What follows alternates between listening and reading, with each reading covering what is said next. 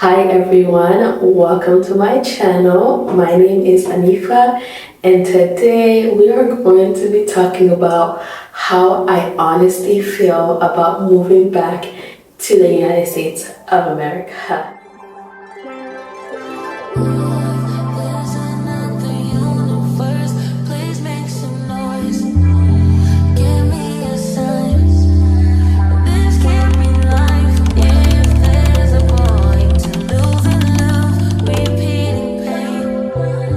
So 2 years ago, I moved to London for grad school. I lived in London for exactly 1 year, and when I graduated from grad school, I really couldn't find a job, and the salaries that some of the companies were offering were so low, and I had been so exhausted by the process. Like, I was literally living with some friends. Like, my lease had expired from the place I was living at, and a lot was just happening, and I'm so stressed. And my sister lives in Australia, so she was like, Anifa, come to Perth, Australia, and just do your job search for the UK here, and you can even explore jobs in the US and just take time to really look for jobs.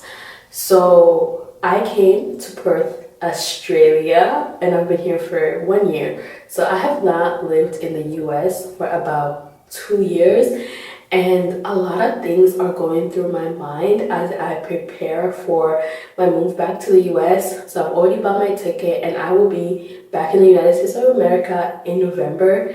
And I mean, I was actually in the US last year. I did a trip to visit my family because I honestly didn't think I was going back anytime soon.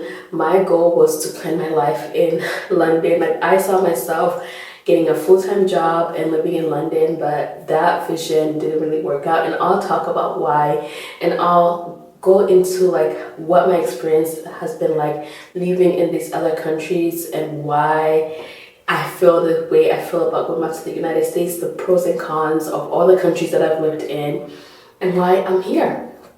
Okay, so one of the reasons why I am going back to the United States is because I have not been able to find a job in London that fits my needs for salary. So one of the problems that I had while job searching in London is a lot of the entry and even mid-level jobs that the salaries are extremely low. And one of the experiences that I had was as an international student looking for a job, or just someone who's not from the UK looking for a job. I felt like companies were just lowballing me just because they knew that I wanted that job so bad. And so I just, like, the salaries didn't make sense. And I was just thinking, like, how can someone survive in London off of £30,000 a year? Like, that was the main number that I was getting, and some jobs even lower. Oh my God, there is a job that, like, they called me like right before I graduated, and like the offer I think was like maybe less than £20,000 a year, and I was like, oh my God, like, I'm 26 at the time. I was 26 years old. I just finished my master's. How the hell have I worked so hard to get to this point in my life for me to take that type of salary and literally be living paycheck to paycheck, barely meeting my needs? So my biggest concern with London was, can the salaries meet my needs, and am I willing to sacrifice a lot of like different things in order to be here? And one of the things in London is, for example, if you're getting paid 30K a year, you can live in London, but you're gonna have multiple roommates. You're gonna have to compromise on a lot of things. Maybe you won't be able to shop as often or travel, or even just like spend money on additional miscellaneous things like eating out, that kind of thing. Like, you really have to be frugal to survive on that kind of salary. And I have worked so hard in my life. Like, at 26 years old, 27 years old, I do not see myself compromising on like basic needs. And I'm at a point where I just really wanted to have like my own space and just be able to like have to do things with my money that I wanted to do, like buy new clothes and travel. Like, I just want to enjoy my life without constantly thinking about money. So that is one of the main reasons London just did not work out. And actually, as I'm going back to the United States, I'm really excited about the possibility of making more money. Now, the thing that I will say is one thing that I keep seeing on the internet, and I guess I'm kind of experiencing this as well, is the economy in the US is not the best right now. And I know a lot of people are job searching for a long time. Like people are saying that they've been job searching for even 1 year. So that is actually one of the biggest difference that I saw in my job search, is that in London, I was having recruiters reach out to me. It just seemed like London had way more opportunity than the US in terms of the economy. And it seems like even if it can take you time, if you settle on the salary, you can find a job. Versus the US, people seem like they're struggling to find jobs. Inflation is high, life is expensive, and so I saw someone on TikTok said it's way too damn expensive outside to not have a job, to be broke. So yeah, like things in the US are like bad in terms of like trying to find like a job. But when you do get a job, the salary is better than in the UK. If you are educated, you got a college degree. And yeah, so I'm excited about making more money in the US, but I also know the reality that it probably will take me time to find a full-time job. So that's one of the things that I feel about the US. Now, while living in Australia, in London, and honestly over the past 2 years, I've traveled a lot. Like I've been to Morocco, Spain, Indonesia, Singapore, and Thailand, and then of course Australia and the UK. And one of the best thing that I felt in the past 2 years not being in the US is safety. Like I really care about my safety, and in all those countries that I've been to, I have felt safe. Like I have felt safe walking outside in the dark and just like being on my own. Whereas in the US, I just don't have that safety aspect. Like I just genuinely do not feel safe in the United States. And I will give you guys my reasons. Number one is the gun violence issue in the US. That is something that is just constantly in my mind. And this is mainly because of an incident that happened right before I moved to do my master's in London. And obviously because of like some of the other things that we've seen on the news, like we all know gun violence is a problem in the United States, but when you experience it, the level of PTSD that you experience is just like, it just changes you. It changes how you move. It changes just how safe you feel in the US. So one night, my friends and I went to the club and we had a fun time, and we left the club, and I mean, we were like outside of the club and we were trying to order pizza because in Colorado, like if you ever do the nightlife, they always have the best food trucks, and the pizza is like my favorite thing. Actually, I cannot wait to do that again. Like just getting a pizza at 2 a.m. after clubbing, my favorite thing ever. So I was raving to my friends about how much I love the pizza. And so we went to get the pizza, and as we're waiting in line across the street, not even across the street, so like the street that was like right next to us, like a car comes driving by and it looks like they're targeting someone, and they just start shooting.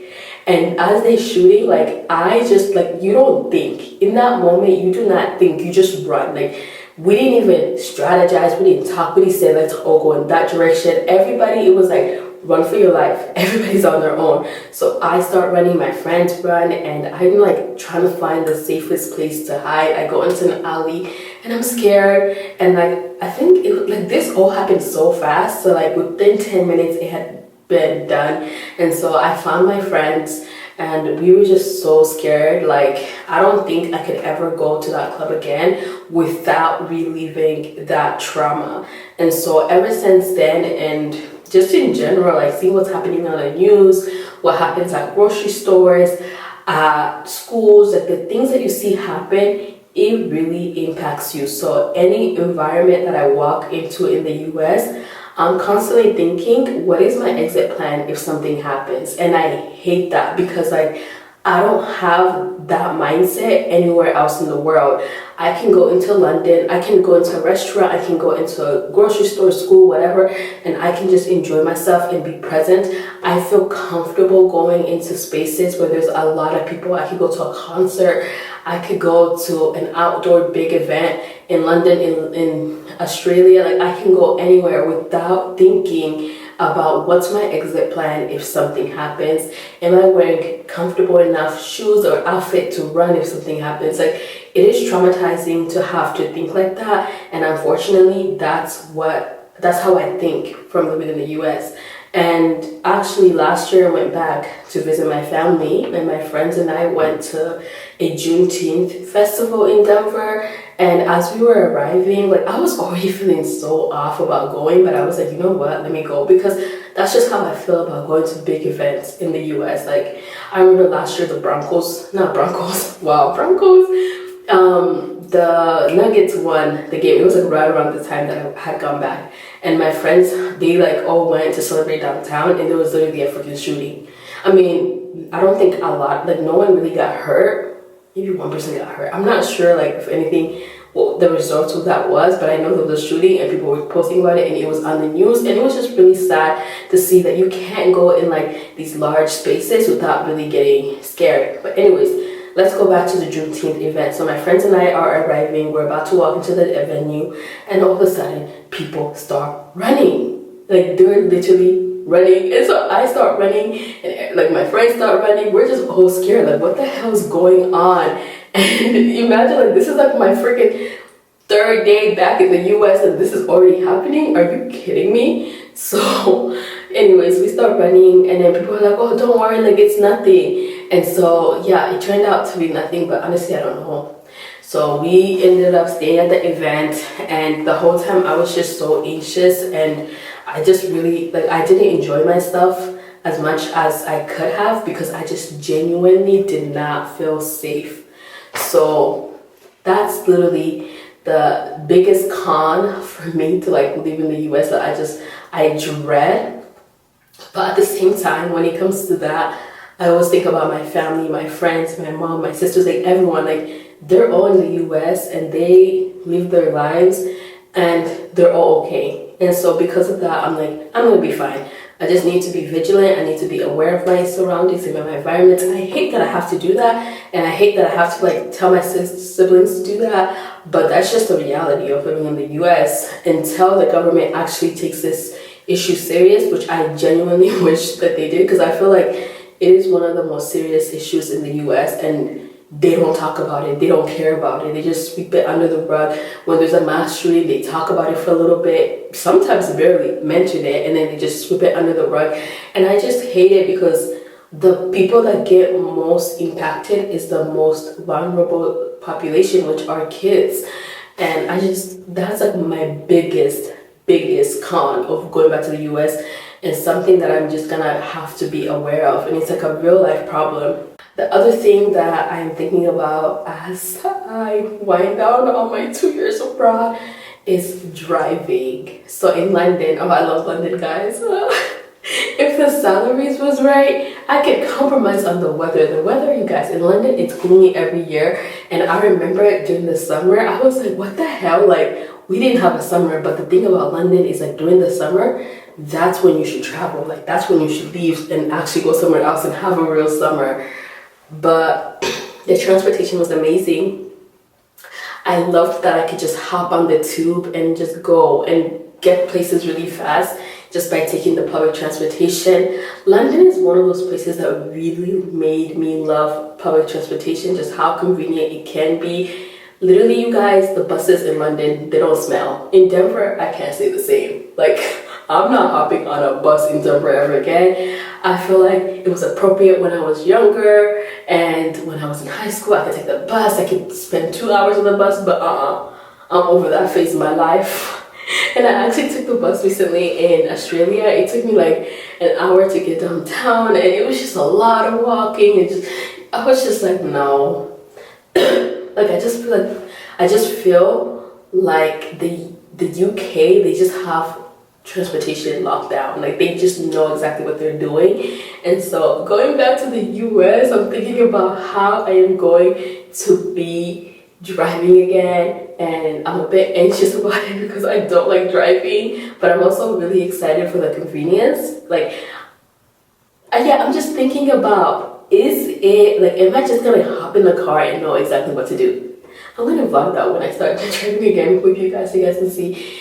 But am I gonna hop in and know exactly what to do? Does something as simple as driving ever go away? I know that when I left the US, I hadn't really been driving for that long. I think I had been driving for like 2 years. So I don't really have the most experience with driving, but I'll be fine. I'll be fine.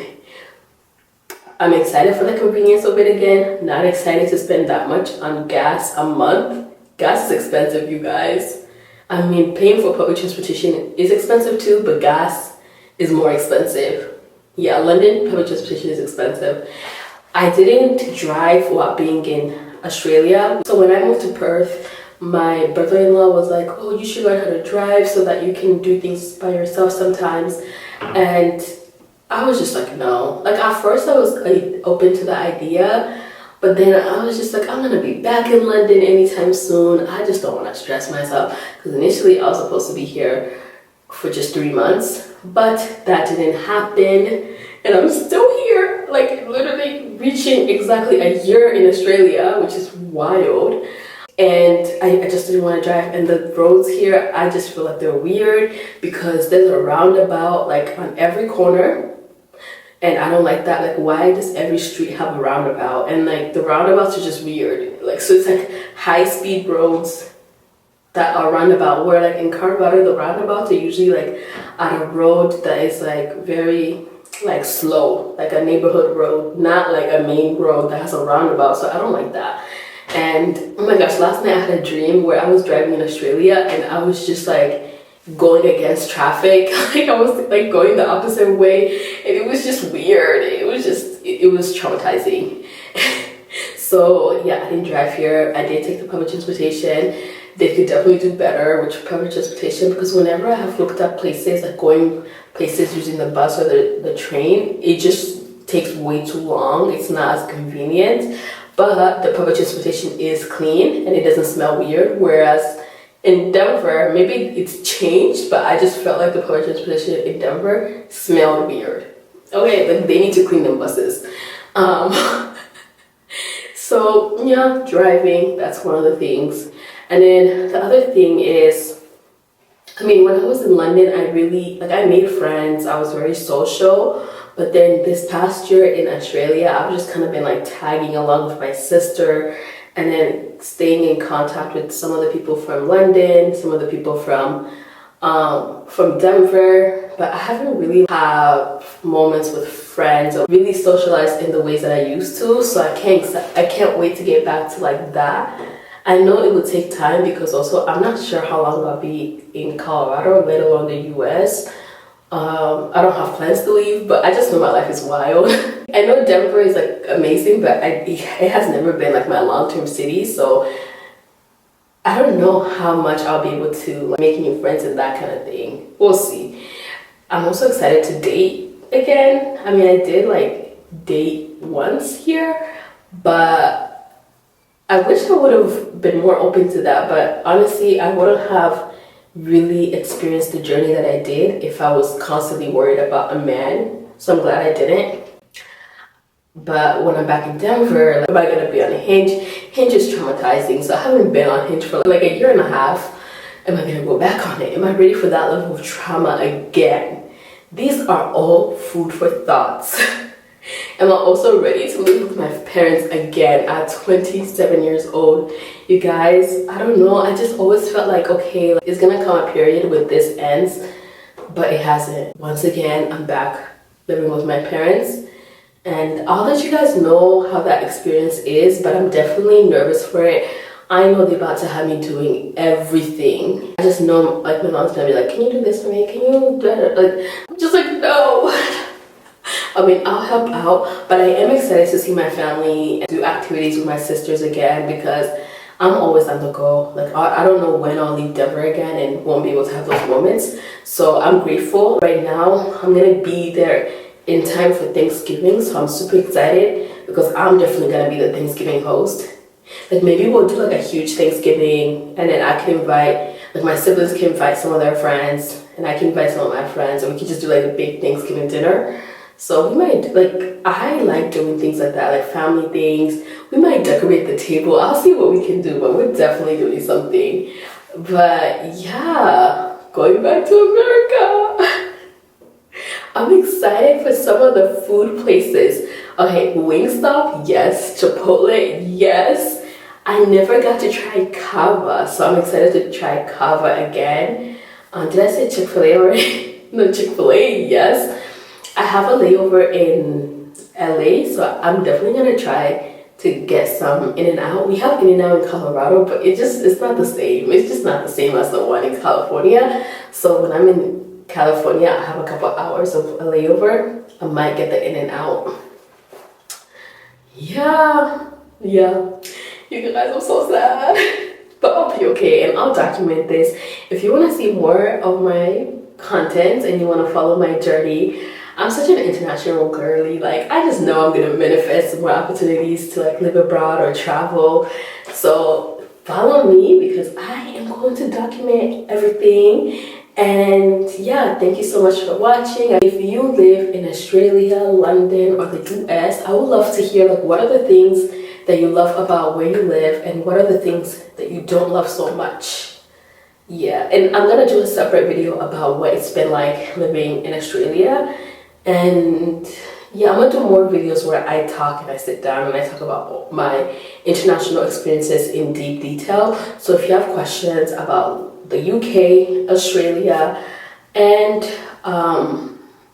US, comment them below. And I can also ask my sister to contribute to some of the questions because she's been living in Perth for the past almost 3 years. So she has a lot to say. So yeah, comment below. I'll see you guys next time. Bye. I need your loving, so fresh, so clean. Love me in and out, unfailingly, and I'll be down now. Anytime you call me, I'll be down, I'll be down. Because I love and I love and I love and I love you only. Because I need and I need and I need and I need you more. Yeah, you know I run and I